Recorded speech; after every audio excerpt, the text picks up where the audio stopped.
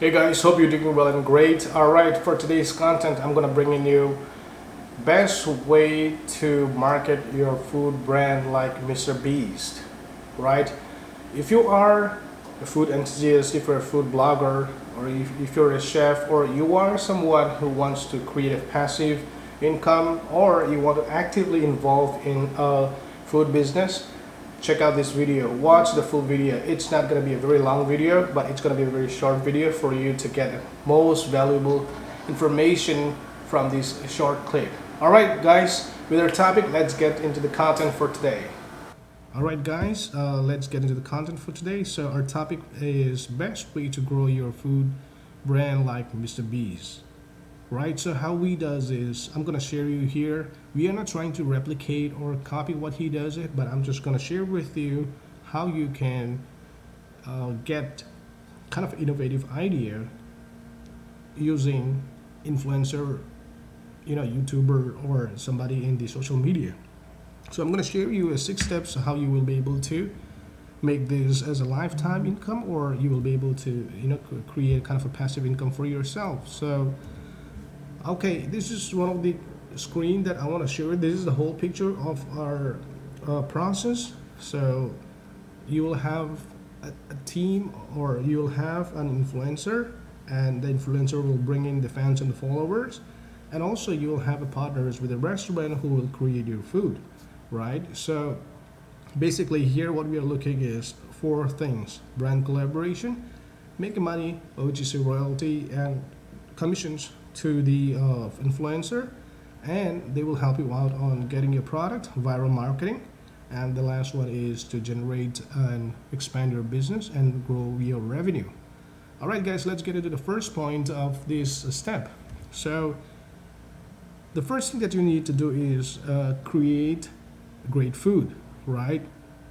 So what is going to be a great food? So number one, I would say it's going to be a healthy and quality food. So there are a lot of food available in the market, but not necessarily everything. Those fast foods are really good, right? So you want to come up with something that is healthy for people to eat, and also it's a great quality food, fresh food, right? And the second thing we want to look into here is that the food, whatever that you have created, it should be easy to prepare. It should not be very complicated, no heating, no those and that. So it should be very, very easy for people to prepare. And the third one is the preparation time. Well, there is a spelling incorrect, but you got the point. Preparation time should not be more than 60 seconds, right? So if you are creating a food which is taking more than a minute, then it should not be in a fast food. It should be in a dine-in restaurant. So we are talking about here is to take out and to pick up, or for a drive-through business, right? So what we want to do is that when the customer order it, they should be able to get the food within a fraction of time. So your preparation time should not be more than 60 seconds. And the fourth one is easy ingredient source. So make sure that the ingredients that you are using for your food, it's easily available in the market. So let's say, for example, you want to create a kind of exotic foods and you are not able to find those products or suppliers in the market, then it's going to be a big pain for you. So you want to make sure that these ingredients are easily available in the market. Right, and the next one is low cost ingredients. So what you want to do is make sure that your ingredients are not a very expensive ingredient, even though it's healthy. It is a good quality food. There is a way to cut down the cost of your ingredients, right? You may probably buy in bulk or not, it's a different thing, but you want to make sure that it is easily available in the market and the cost of those ingredients are not that expensive, right? And the next one is make sure that your food is not a labor intensive job, right? It should not take more than one person to create this, to prepare this food. If it's taking more than like 2 to 4 person, you're gonna have a bad time. It's not gonna be working out. So what you want to do is make sure that it is easy for one person to prepare this whole food, and they are able to find it out and also prepare within a very short period of time. So which is gonna be like 60 seconds to prepare this food. And the next one is that when you are pricing this product, once you have the ingredients, you know the cost of your ingredients, and you know it's quality and fresh, make sure that your product price is uh, five. Make sure your pricing of the product is uh, at least 5 times or 8 times of the cost of your product. So your product include the ingredients, the labor, and the production cost, whatever the production will cost you, the utility bills and all those things, tax, all those, right? Let's say that is $1, then you want to sell that for $5 or $8, so you can increase more of this profit margin, right? And the last point is make sure that your food is easy to eat and easy to carry. See, for example, I have this experience all the time. Whenever I go buy a burger or buy a pizza, right? The thing is that they want to add a lot of things in it. But let's say if I'm driving, right, and I want to eat those food while I'm driving, right? It tends to be very messy. The sauce spills here and there, spills on my shirt, my pants, and car seats, or I need tissue napkins all the time, right? Kind of a very messy way. And so for that reason, I usually avoid those kind of food. So make sure that your food is easy to eat and it's very, very easy to carry. It should not be spilling here and there, right? So that's what is the first step to create a great food. Now let's move toward the second point. Now, once you create your food, what you want to do is market and sell your product locally and get at least minimum of 1,000 sales and reviews from your local community. So what I'm trying to say here, 1,000 sales is not necessarily you have to in exchange of money, but at least 1,000 are satisfied and are giving the review. There will be like a lot of people who would not give you a review, and all those things they'll just eat for free. But what you are looking is how can you get to 1,000? That's your target number, so that you will have more of a genuine feedback from people who would like to support your product, right? So the second thing, what you want to do is think about how can you speed up this review. Basically, what I'm trying to say, how can you collect this review in a short period of time? So number one would be go to events, any events, and tell the event host, right? Hey, I'm gonna give out this free food. Is it okay if your audience can give me a feedback on this food, right? That's the first thing. And also the second thing is donations to the charity, and just ask them for a feedback. Provide them a free food. So the cost of the free food is your marketing cost, basically. So what you want to do is that by paying the food, you want to increase more of your reviews and rank your food, as much as you can. So, and the last thing in this one is restaurants. So you want to partner with restaurants anyway for this business. So you can always approach the restaurants for cross marketing, right?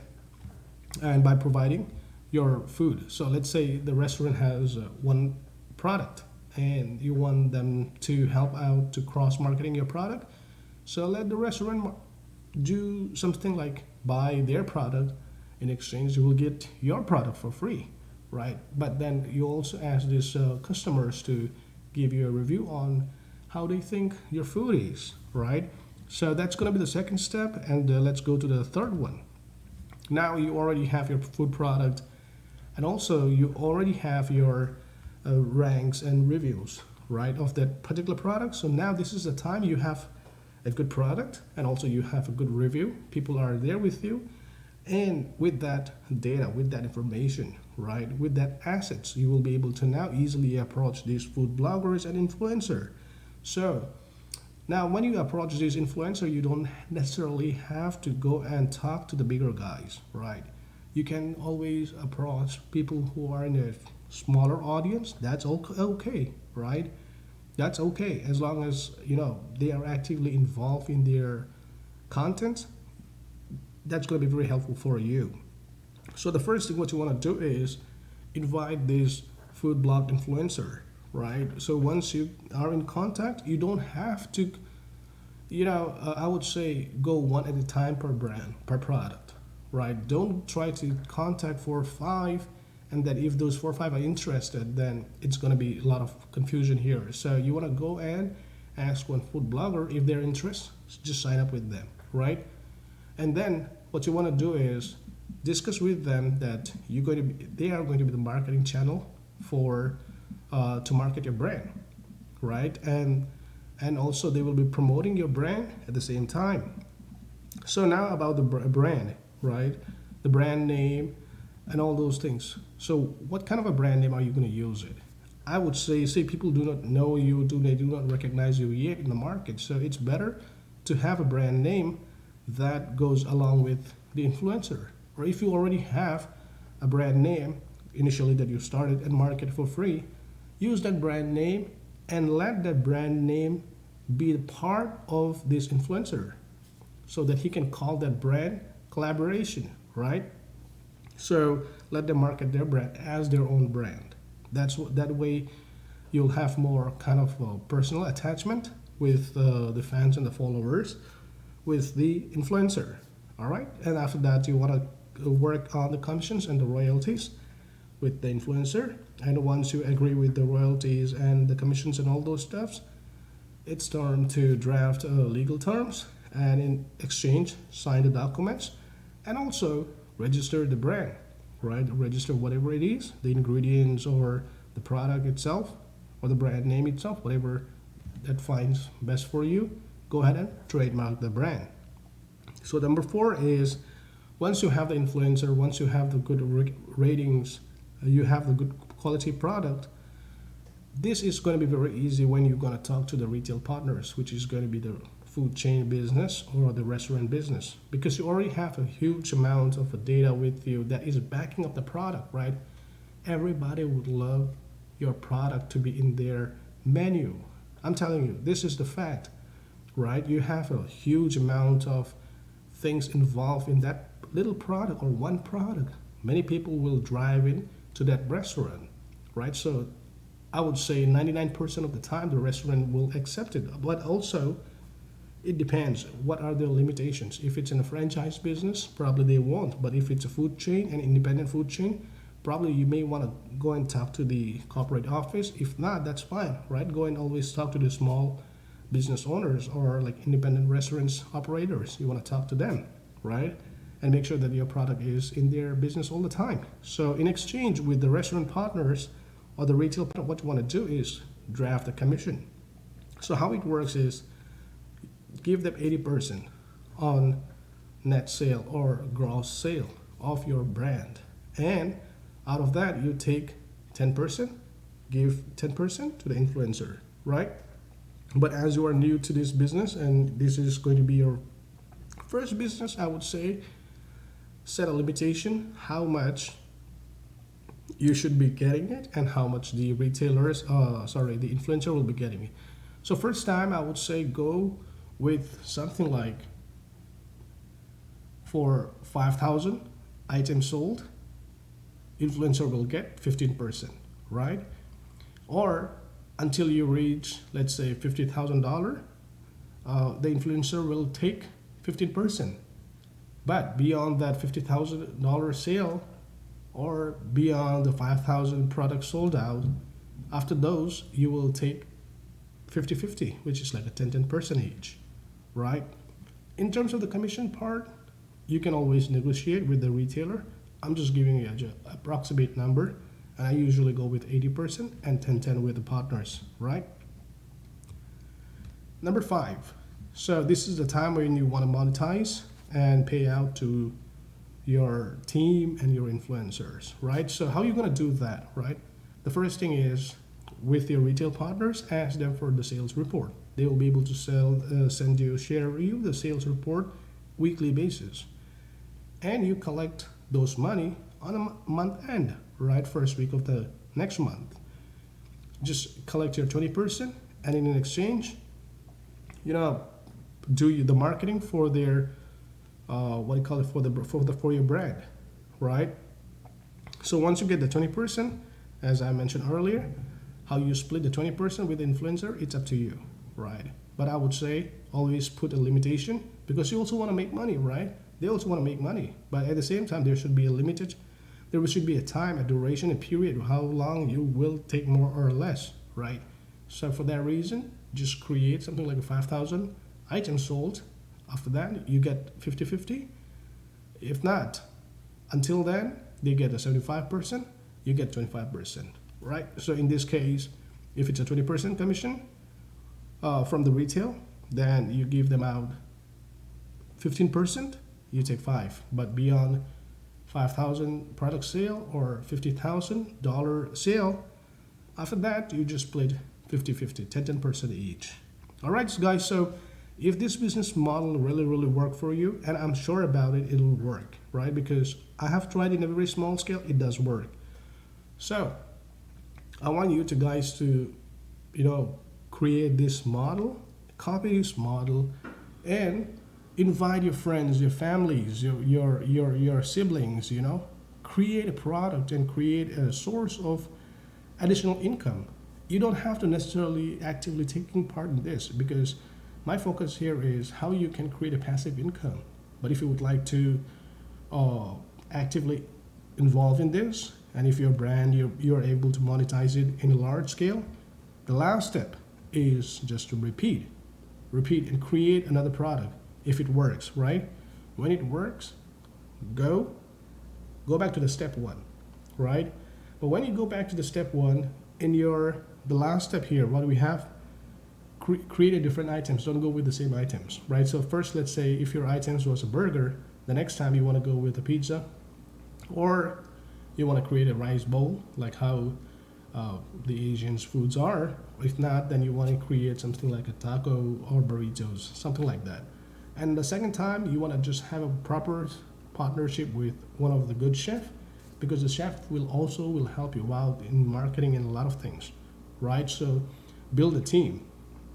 The last thing what you want to do is build a team. Do not rely on Upwork, freelancer.com, or any freelancers, because what you want to do, because in this business you are able to build out a good amount of income. So what you want to do is you want to go into large scale, then better have in-house staff who's working, help you out on this. You can always hire an accountant, you can always hire an attorney, a lawyer, or a legal team, but what you want to have in-house is your marketing team, your content creator team, and also your media or graphic designer, right? So that's all for this content, guys. If you have any questions, let's discuss on it, right? I'm very excited to share with you this actual content. Well, if you try to get a consultation, this is going to cost you a lot of money in the market. I can bet you that it's not going to be less than $5,000 to just get this idea. But I want to share with you because I want to serve you guys. I want to share my ideas, and whatever has come across based on my experience, I want to just pour it out and share with you guys so that you can expand your business, you can expand your network, at the same time monetize things with what you do and serve your community as well. Okay guys, I hope this content was useful for you. If you have any takeaway from this content, please do share in the comment section that what you got from this idea, right, this concept. And it's not actually a concept, I've proven on this one. So, but if you have any suggestions, if you have any feedback, if you want to share the questions, please do feel free to share me your questions and your feedback on the comment section. And also, please do subscribe to my channel and share more likes, share it to your friends, share it to whoever you think that is going to be using this process to grow their business or start their business in this food industry. Alright guys, until the next video, you guys take it easy, be good, be kind, and also stay positive. See you later guys.